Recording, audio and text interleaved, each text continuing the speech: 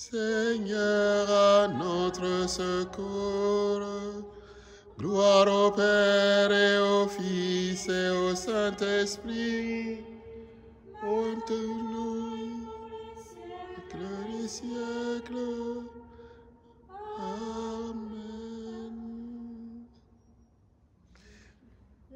Né du vain Messie, nous rend espoir et nous sauver.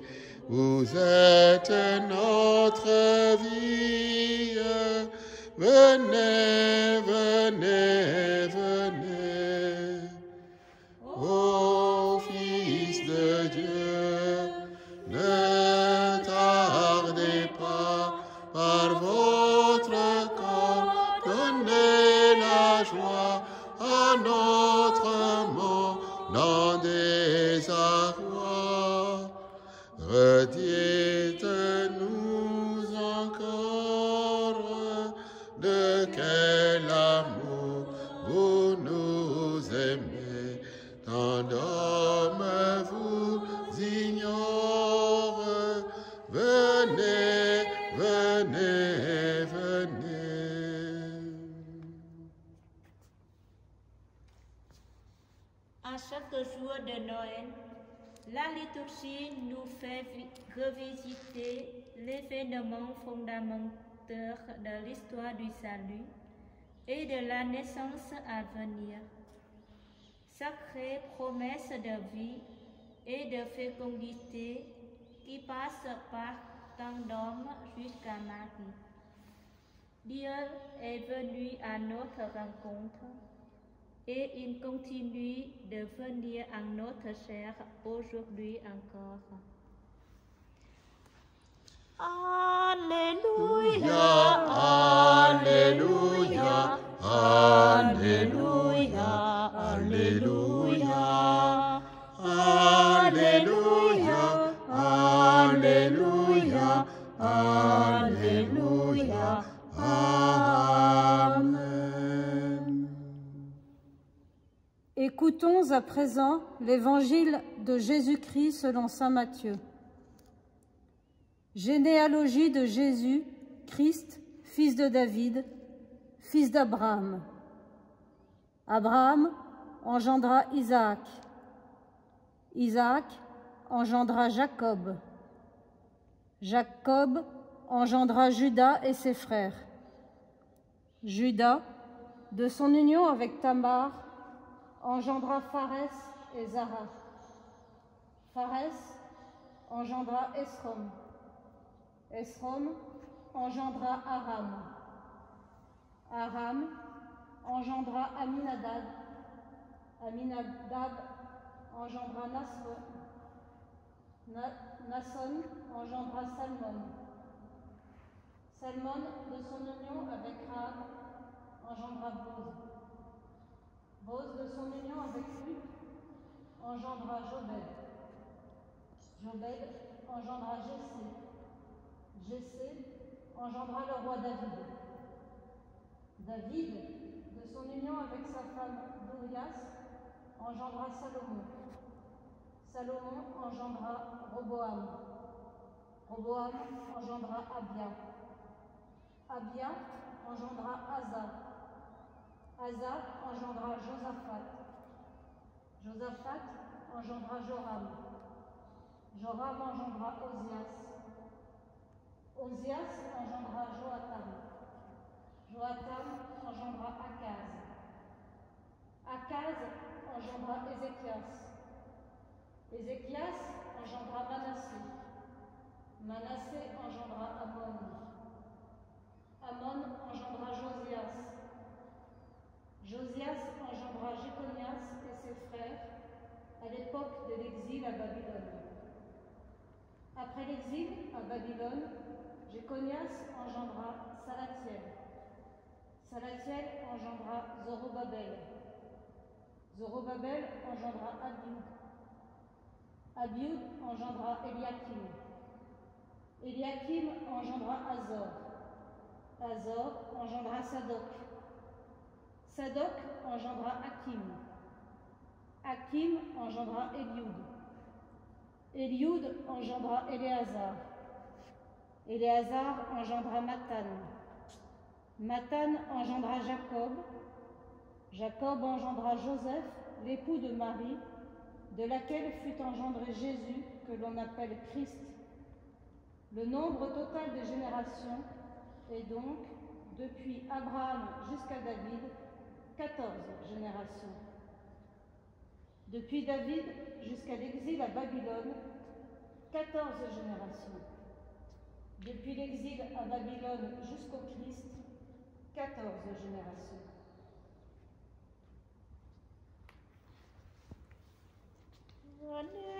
Divin Messie, nous rend espoir, vous sauvez, vous êtes notre vie.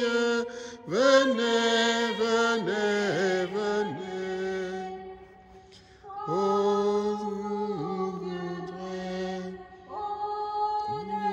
des choses, et le monde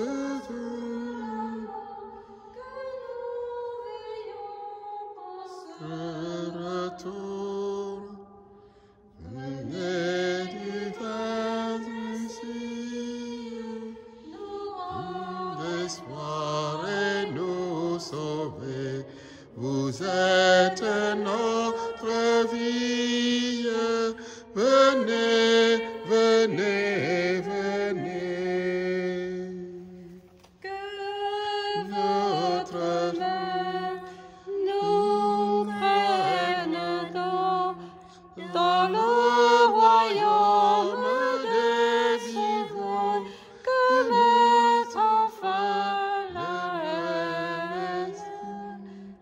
Venez, divin Messie, nous rendre espoir, nous sauver. Vous êtes notre vie. Venez, venez, venez. Aujourd'hui, nous avons lu dans l'Évangile la longue généalogie de Jésus. Dans la campagne catalane, on dit souvent des Joseph, des Anne et des Jésus, il y en a dans tous les foyers. Les distinguer revient à les identifier en même temps. De la réputation, chacun en a, bonne ou mauvaise, ou même dépendante de nos aïeuls. On en trouve aussi dans la table des origines de Jésus-Christ, fils de David, fils d'Abraham. Pour Matthieu, Jésus est sans conteste un vrai homme. Donc il a une histoire. Et Dieu s'est incarné dans une histoire familiale avec ses bons et ses moins bons côtés. Il assume le passé de sa propre famille, comme au demeurant, il assume déjà le passé de tous les hommes. Jésus n'avait pas de dossier immaculé. Comme l'écrivait le cardinal vietnamien Nguyen Van Thuan, en ce monde, si un peuple écrit son histoire officielle, il le fera avec grandeur. C'est un cas unique de trouver un peuple dont l'histoire officielle ne cache pas les péchés de ses ancêtres. En effet, dans sa généalogie, Jésus a porté sur sa croix nombre de péchés comme l'homicide de David, l'idolâtrie de Salomon ou la prostitution de Rabat. Là aussi a surabondé la grâce, comme dit l'apôtre Paul, à la lumière de la fidélité de Dieu, fidélité dont Joseph et Marie ont bénéficié pour devoir accueillir et garder le Christ Messie. En épousant la condition humaine, Dieu appelle l'homme à contempler, être dans le même temple, le mystère divin. Il a habité parmi nous, dit Saint Jean dans son prologue. Reprenons notre fil rouge de l'Avent en paroisse. Préparez le chemin du Seigneur, ouvrez large la porte de vos cœurs, il viendra le Sauveur, et tout homme verra le salut de Dieu. Trois mots-clés pour rythmer l'avant. 3P. La prière, la pauvreté et patience peuvent nous guider jusqu'à Noël. À 9 jours, où en sommes-nous? La prière, d'abord et toujours. Prière familiale et prière personnelle. Comment procéder à tout un chacun de s'interroger? Prière, grâce à la parole de Dieu, par le chemin du quotidien, au gré des faits et événements, par l'Esprit Saint habite en nous, en communion avec. La pauvreté, à l'image de la crèche et la simplicité des bergers, à l'instar de l'humble initiative de Dieu envers l'homme. L'Avent est un temps de débrouillement. Le mystère se présente à nous prêt d'éluder. La patience, comme pour communier à la longue attente du peuple élu. Pourtant, Dieu sait prendre son temps. Il est démesurément patient et miséricordieux. À son école, on s'entraîne chaque jour à la patience en s'abandonnant au Seigneur. C'est ainsi qu'il faut se préparer à Noël. Je vous salue, Marie, comblée de grâce. Le Seigneur est avec vous. Vous êtes bénie entre toutes les femmes, et Jésus, ton enfant, est béni. Sainte Marie, Mère de Dieu, priez pour nous, pauvres pécheurs, maintenant et à l'heure de la mort.